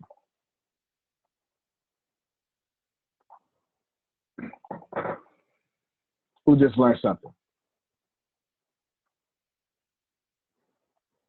That's it. So you know what I be telling y'all? Hey, you ain't too big to respond in the comments? There it is. Was that so hard? Nope. Will it put money in your pocket? Absolutely. I create the content from somebody else. It came from a poll. It is going very well according to Facebook and the statistics and the algorithm, which means they're going to show it out to people. When I saw someone I never seen before, she got a heartfelt message, didn't she? And if it was 50 people, I would have did it for 50 people. No matter what. Because conversations create clients.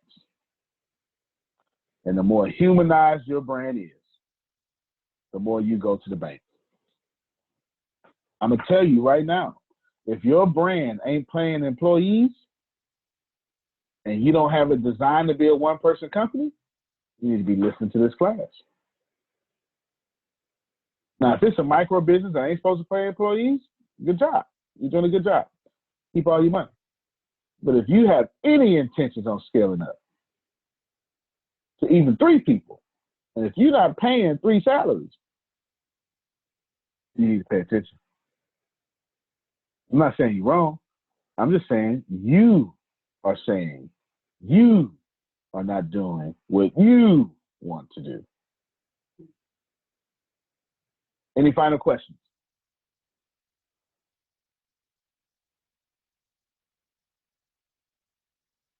Todos preguntas. Deanna, take us home. Ladies and gentlemen, thank you for joining us today for our marketing training.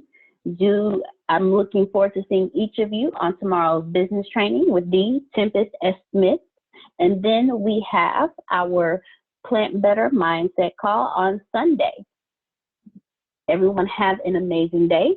And if you would like to end it with your calling. You can plant better. You can dominate. Appreciate you, everybody. We'll see you at some educational program that we do.